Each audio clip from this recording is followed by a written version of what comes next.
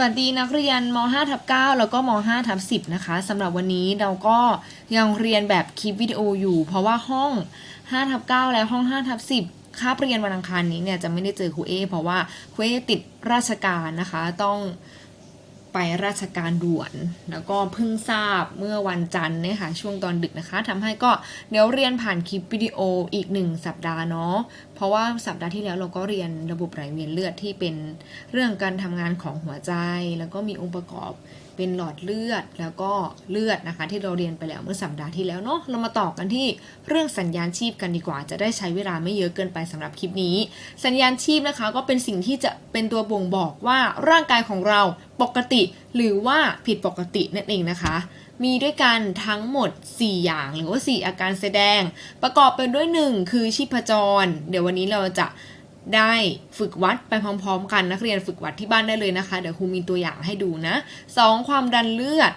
แล้วก็3อัตราการหายใจ4คืออุณหภูมิของร่างกายลองไล่ไปทีละตัวเลย1เนี่ยชีพจรหรือว่าอัตราการเต้นของหัวใจทำไมเราถึงต้องวัดชีพจรเพราะชีพจรจะเป็นตัวบ่งบอกประสิทธิภาพการทำงานของหัวใจด้วยนะคะอย่างเช่นเวลาที่หนูตื่นเต้นหรือทำกิจกรรมอะไรมาเหนื่อยๆตัวเนี้ยก็จะสามารถบ่งบอกได้เลยว่าหัวใจของเราเนี่ยทำงานหนักแค่ไหนเวลาที่เราวัดเราจะดูได้ยังไงนะคะอุปกรณ์ไม่มีอะไรมากเลยหน่วยในการที่จะใช้วัดชีพจรเนี่ยก็คือเขาจะวัดเป็นวัดได้กี่ครั้งต่อนาทีหน่วยก็คือเป็นครั้งต่อนาทีนั่นเองนะคะสิ่งที่เราจะใช้วัดมือเราเนี่ยสามารถเป็นอุปกรณ์ที่ดีได้เลยนะคะแล้วก็นิ้วมือสองข้างใช่ไหมข้างหนึ่งก็คือเราจะใช้สำหรับวัดแล้วก็อีกข้างหนึ่งเนี่ยก็คือนิ้วที่จะมาใช้สัมผัสชีพจรอีกข้างหนึ่งนั่นเองเดี๋ยวดูคลิปวิดีโอจะเข้าใจมากขึ้นนะคะแล้วก็เขาจะเป็นตัวบ่งบอกว่าหัวใจของเราบีบตัวได้อย่างไรได้เท่าไรในช่วงเวลาหนึ่งนะคะค่าปกติของชีพจรจะอยู่ที่60 ถึง 100 ครั้งต่อนาทีสามารถเปลี่ยนแปลงได้นะมันขึ้นอยู่กับว่ากิจกรรมของนักเรียนเป็นอย่างไรการนอนหลับการดูแลสุขภาพการรับประทานอาหารมีโรคประจำตัวไหมรับประทานยาอะไรอยู่หรือเปล่าหรือแม้กระทั่งชีพจรของคนที่เป็นนักกีฬาเนี่ยการออกกำลังกายสมรรถภาพทางกายตรงนี้ก็มาเกี่ยวข้องด้วยเขาจะมีชีพจรที่ต่างกันแต่ละวัยก็ต่างกันเดี๋ยวลองเรามาดูพร้อมกันก่อนที่นักเรียนจะแยกย้ายไปวัดเนี่ยไปฝึกวัดหลังจากที่จบคาบนี้เดี๋ยวคุณเอจะพาไปค้นคว้าสมมติว่าเราไม่รู้เลยว่าชีพจรเนี่ยมันวัดยังไงใช่ไหมคะถ้าในมีสดเราจะวัดไปพร้อมกันแต่วันนี้ก็คือสำหรับห้อง2ห้องนี้นะห้อง9และห้อง10เนี่ยคุณเอก็จะพาไปดูแหล่งเรียนรู้ด้วยเลยนะคะเวลาที่เราค้นคว้าสมมุติว่าเราอยากรู้ว่าการวัดชีพจรเขาวัดอย่างไรใช่ไหมคะเราก็อาจจะใช้แหล่งเรียนรู้ที่ดีเนี่ยก็คือ YouTube ที่เขามีแหล่งข้อมูลมีคลิปต่างๆแต่เวลาเราเลือกถ้าเป็นคุณเอเนี่ยก็จะแนะนำให้เลือกที่เขาเป็นสถาบันหรือว่าเป็นองค์กรเป็นหน่วยงานที่เชื่อถือได้เนาะเนี่ยหลายๆอันก็จะเป็นคุณหมอเป็นพยาบาลได้เลยนะคะเดี๋ยวคุณเอจะขอยกตัวอย่างอันนี้แล้วกันเนาะเดี๋ยวเราดูไปพร้อมๆกันนะเพราะว่ามันกระชับดีอันนี้เป็นของสำโรงการแพทย์นะดูไปพร้อมๆกันนะคะสวัสดีค่ะวันนี้นะคะจะมาแนะนำวิธีการจับชีพจรด้วยตัวเองการจับชีพจรด้วยตัวเองนะคะมีอุปกรณ์ไม่มากเลยค่ะอย่างแรกที่เราต้องมีแน่ก็คือมือของเราทั้งสองข้างนะคะอุปกรณ์อีกอย่างหนึ่งที่จะต้องใช้ก็คือนาฬิกาอาจจะเป็นนาฬิกาข้อมือหรือนาฬิกาติดหนังก็ได้วิธีการจับชีพจรของตัวเองนะคะก่อนอื่นนะคะก็ชูมือขึ้นมาจากหางนิ้วโป้งนะคะเราไล่ลงมาตรงบริเวณข้อมือคุณจะหยุดตรงนี้ไว้แป๊บหนึ่งนะคะเพื่อให้นักเรียนเนี่ยจะได้ดูได้ชัดเจนมากขึ้นเพราะว่าตอนที่เราอยู่ที่บ้านเนี่ยตอนนี้ที่หนูฟังครูอยู่หนูก็คือลองจับไปก่อนลองจับให้มันรู้ตำแหน่งก่อนอาจจะยังไม่ต้องจับเวลาเดี๋ยวพอจบคลิปวิดีโอนี้หรือว่าตอนที่เราว่างจากการเรียนแล้วเนี่ยเราค่อยลองวัดดูก็ได้นะคะให้เราฝึกให้ได้ก่อนนะว่ามันจะไล่ไปบริเวณไหนนะคะแล้วก็ใช้กี่นิ้วบริเวณข้อมือไล่ลงมาจากแนว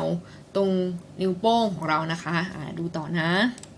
เราใช้3นิ้วนะคะหรือ2นิ้วก็ได้แต่จะแนะนำเป็น3นิ้วกดสัมผัสเบาๆลงไปที่บริเวณนี้นะคะเราจะรู้สึกมีเสียงดังตุ๊บๆอยู่ใต้นิ้วข ของเรานั่นแหละค่ะคือจังหวะชีพจรที่เต้นอยู่เราจับชีพจร1 นาที หรือถ้าใครชีพจรเต้นปกติก็คือสม่ำเสมอดีอาจจะจับ30 วินาทีก็ได้นะคะเมื่อเราจับได้แล้วเราก็จะรู้ว่าใน1 นาทีของเรามีชีพจรเต้นเท่าไหร่นะคะการจับชีพจรเนี่ยจะช่วยบอกได้ว่าเราเหนื่อยเกินไปไหมอัตราการเต้นของชีพจรปกติอยู่ที่ 60-100 ครั้งในคนทั่วไปนะคะในนักกีฬาอาจจะเต้นได้น้อยกว่านี้ทีนี้ถ้าเกิดว่าคุณรู้สึกว่าชีพจรเต้นเกิน100 ครั้งขึ้นไปอาจจะแสดงว่าคุณเหนื่อยจากการทำกิจกรรมอะไรมาก็แล้วแต่หรือถ้าอยู่นิ่งๆแล้วเหนื่อยอันนี้แนะนำว่าคุณไปพบแพทย์นะคะ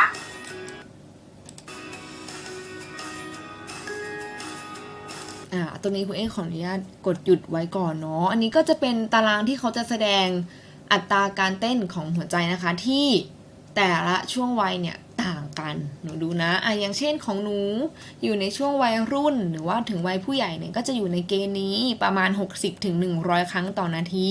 เดี๋ยวนักเรียนลองทำดูนะคะว่า1 นาทีเนี่ยนักเรียนสามารถวัดชีพจรของตนเองได้เท่าไหร่แล้วเดี๋ยวสัปดาห์หน้าเดี๋ยวเรามาคุยกันเดี๋ยวพี่จะถามนะจดค่าของตัวเองไว้หรือว่าจะจำไว้ก็ได้นะคะว่าเราอยู่ในช่วงประมาณเท่าไหร่อย่างครูวัดแล้วจะอยู่ที่ประมาณ89นะคะโอเคอันนี้ปิดไปก่อนอันนี้เป็นส่วนแรกแค่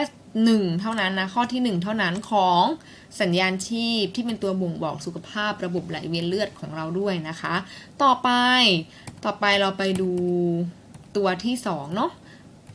ตัวที่2ก็คือความดันเลือดหรือที่นักเรียนได้ยินกันว่าวัดความดันนั่นแหละที่เขาจะถ้าไปตามโรงพยาบาลก็จะสอดแขนเข้าไปหรือมีคุณพยาบาลเขาก็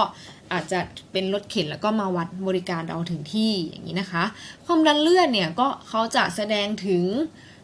ความดันของเลือดที่อยู่ในหลอดเลือดเข้าใจแบบนี้ก่อนนะเพราะหลอดเลือดก็เป็นองค์ประกอบหนึ่งของระบบไหลเวียนเลือดที่เราคุยกันไปแล้วเมื่อสัปดาห์ที่แล้วคราวนี้หัวใจเราจะบีบตัวอย่างเดียวไม่ได้มันต้องมีการคลายตัวด้วยเวลาที่หัวใจบีบตัวเขาก็จะบีบตัวเพื่อสูบฉีดเลือดนั่นเองเพื่อที่จะไปยังหลอดเลือดใช่ไหมแล้วก็จะเข้าสู่กระบวนการที่เราได้เรียนรู้ไปแล้วนะเมื่อคลิปที่แล้วเราจะเรียกความดันขณะที่หัวใจบีบตัวนี้ว่าความดันซิสโตลิกจำไว้นะตัวเข้มไว้ให้แล้วส่วนเวลาที่หัวใจคลายตัวเราจะเรียกเขาว่าความดันไดแอสโตลิกนักเรียนดูตัวย่อ3ตัวนี้ไว้นะคะ SYS แล้วก็ DIA ตัวนี้เดี๋ยวมันจะไปอยู่ในใบกระดาษที่เวลาเราวัดความดันเดี๋ยวครูพาไปดูค่าความดันปกติของคนที่ไม่ได้เป็นโรคประจำตัวหรือไม่ได้มีภาวะที่เกี่ยวข้องกับระบบไหลเวียนเลือดเลยเนี่ย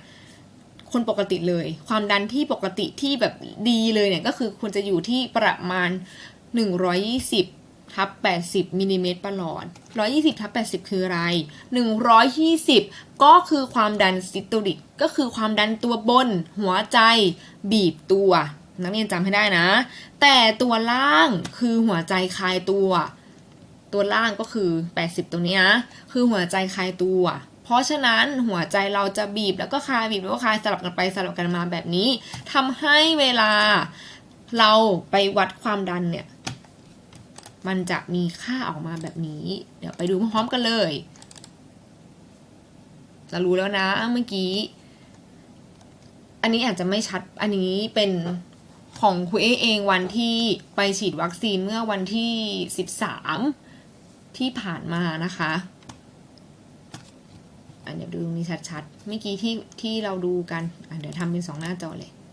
หนูจะได้เห็นแบบนี้นะคะแป๊บนึงนะ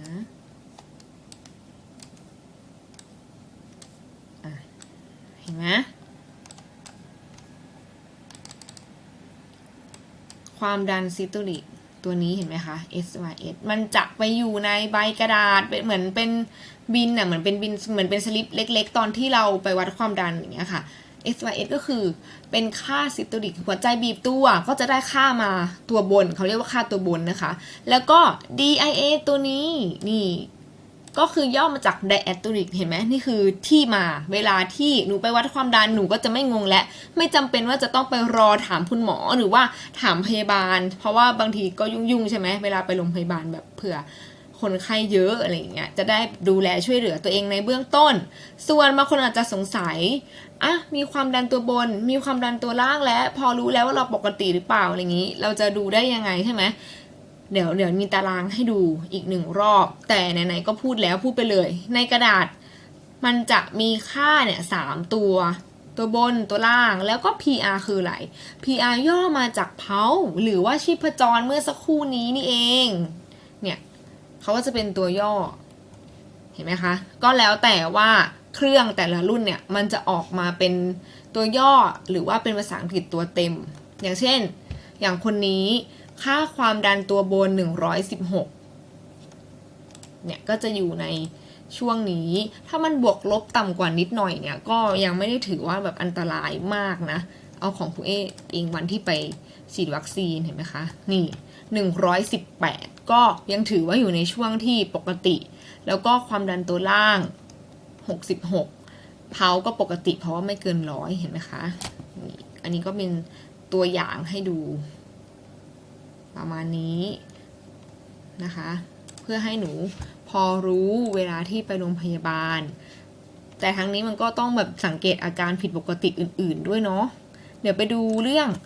11 นาทีแล้วเด็กๆเดี๋ยวนะแล้วก็จะมีคลิปที่เขาวัดความดันเป็นแบบจำลองให้ดูนะคะจะได้ใช้เครื่องเป็นเนาะสวัสดีค่ะหมอมิ้งนะคะความดันตัวแรกเป็นความดันขณะที่อยู่ที่70เนาะชาน้ำอัดลมอะไรคะและคือก่อนความดันที่บ้านไว้ใช้ช่วยคะอันนี้คือเริ่มต้นวัดนะคะเขาก็จำลองมานี่คือผู้ป่วยจำลองเนาะก็เริ่มต้นผ้าพันตรงเนี้ยก็ต้องดูขนาดแขนด้วยเวลาที่เขาวัดเขาก็ต้องดูเนาะว่าคนไข้แขนใหญ่แขนเล็กพอดีไปไหมรัดไปหรือเปล่าอะไรอย่างนี้ก็เขาจะสอดแขนเข้าไปนะคะจากนั้นก็คือจัดท่าทางอะไรให้เรียบร้อย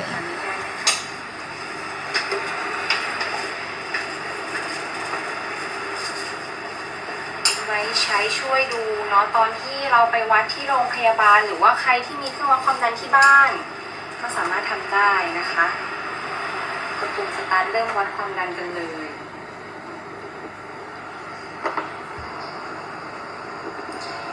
คำแนะนำสำหรับการวัดความดันนะคะก็คือว่าในถ้าเกิดว่าคุณผู้ชมอยากจะวัดความดันนะคะมีทริคง่ายๆ3อย่างก็คืออย่างแรกก็คือก่อนที่จะวัดความดันเนี่ยอยากให้นั่งพักสัก 5-10 นาทีเนาะก็จะได้ความดันที่โอเคกว่านะคะและอีกอย่างหนึ่งก็คืองดการรับประทานพวกเครื่องดื่มแอลกอฮอล์กาแฟหรือว่าชาน้ำอัดลมอะไรที่ทำให้ความดันขึ้นนะคะและที่สำคัญอีกอย่างหนึ่งระหว่างการวัดความดันก็คือไม่อยากให้พูดเนาะคือการพูดเนี่ยก็จะทำให้ความดันมันขึ้นได้นะคะโอเคพร้อมแล้วเสร็จแล้วนะคะอันนี้ก็จะเป็นตัวเลขของคนไข้ตัวอย่างเมื่อกี้เนาะก็คือว่าตัวบนนะคะจะเป็นความดันตัวบนเนี่ยสักประมาณ120ประมาณนี้ถือว่าโอเคเลยตัวที่2อันนี้คือความดันตัวล่างนะคะตัวนี้จะอยู่ที่70ความดันตัวล่างถือว่าโอเคเลยนะคะส่วนตัวสุดท้ายก็คือหัวใจอัตราการเต้นของหัวใจในนาทีหนึ่ง75ก็ถือว่าอยู่ในเกณฑ์ที่ปกตินะคะเพราะโอเคเด็กๆก็จะประมาณนี้นะคะคือการวัดความดันเนาะถ้าที่บ้านมีเครื่องวัดแบบนี้ไว้ก็โอเคเลยนะคะซื้อติดไว้ก็จะช่วยดูแลสุขภาพได้อีกทางหนึ่งหรือถ้าไม่มีตอนเปิดออนไซต์เนี่ยสามารถมาฝึกวัดหรือว่าเรียนรู้ที่ห้องพยาบาลได้นะคะหรือจะมาวัดเพื่อเช็คอัพสุขภาพตัวเองก็ได้นะแล้วก็2 สไลด์สุดท้ายก็จะพูดถึงการเสริมสร้างแล้วก็การดูแลระบบไหลเวียนเลือดเมื่อกี้คุณลืมขอโทษทีมันจะมีอีก2 ตัวนะลูกคืออัตราการหายใจนะคะก็สังเกตได้ง่ายๆเลยเวลาที่เราจะดูอัตราการหายใจ2 3 4เนี่ยไม่ยากเท่าไหร่นะคะก็ดูว่ามีแบบหน้าอกกับเพื่อมแบบมากน้อยกี่ครั้งแล้วก็หายใจเข้าออกเป็นอย่างไรอะไรเงี้ยอันนี้ไม่ยากเพราะว่าดูกับอัตราการหายใจเฉยๆเนาะแล้วก็ข้อ4อุณหภูมิของร่างกายอุณหภูมิของร่างกายเด็กๆจะเห็นได้ว่าตามจุดคัดกรองต่างๆเขาก็จะมีตัวอย่างให้ดูอยู่แล้วหรือว่าหนูจะสามารถซื้ออุปกรณ์วัดไข้มาวัดเองที่บ้านก็ได้ถ้าเด็กๆอย่างเงี้ยเวลาที่เขาจะดูว่าเป็นไข้ไหมก็คือเขาอาจจะมีประหลอดหรือว่า ที่เป็นถ้าตอนนี้ทันสมัยหน่อยก็จะเป็นตัวที่เป็นสแกนเหมือนที่ใช้ตามห้างแบบนี้ก็ได้นะคะ4ตัวนี้ก็จะเป็นองค์ประกอบของสัญญาณชีพของเรานะคะอุณหภูมิของร่างกายอุณหภูมิปกติก็ควรจะอยู่ที่37นะบวกลบได้ไม่เกิน 0.5 นะคะส่วนอัตราการหายใจก็คือ 12-18 ครั้งต่อนาทีนะคะนักเรียนอย่าสับสนนะอัตราการหายใจกับอัตราการเต้นของหัวใจชีพจรถ้าเราจับชีพจรนั่นคือหัวใจเรานะคือดูการเต้นของหัวใจนะไม่ได้ดูการหายใจเนี่ยงงนะแล้วก็การเสริมสร้างและการดูแลเดี๋ยวครูเอจะมอบหมายงาน10คะแนนไปด้วยเลยนะคะงานเดี๋ยวจะสั่งให้ในคลาสรูมอีกครั้งหนึ่งก็คือให้หนูไปออกแบบการดูแลระบบไหลเวียนเลือดงานชิ้นนี้10คะแนนให้ทำอยู่ในกระดาษ A4 แผ่นเดียวเท่านั้นโจทย์คือไปออกแบบว่าจะกินอย่างไรแล้วทำให้ระบบไหลเวียนเลือดดีจะออกกำลังกายท่าไหนอะไรยังไงให้ระบบไหลเวียนเลือดดีเดี๋ยวสไลด์ต่อไปเนี่ยจะมีเหมือนเป็นคลิปที่ให้เราไปดูเพิ่มเติมนะคะเป็น QR code ไปดูว่ามันมีท่าออกกำลังกายอะไรซ่อนอยู่ใน QR code นั้นและก็จะสามารถมาใช้ในงานชิ้นนี้ได้ด้วยนะคะนักเรียนสามารถใช้โปรแกรมอะไรก็ได้ที่นักเรียนถนัดหรือถ้าไม่ถนัดจะทำอย่างไรก็ได้ให้ครูได้รับข้อมูล2ข้อนี้งานของครูเอจะเป็นสไตล์แบบเปิดกว้างให้เราแบบจินตนาการให้เราได้ใช้ความคิดให้เราได้ค้นคว้าได้เต็มที่เลยแต่เกณฑ์ก็คือครูจะตรวจจาก1การส่งงานตรงเวลา2โจทย์ออกแบบการกินอย่างไรให้ระบบไหลเวียนเลือดเนี่ย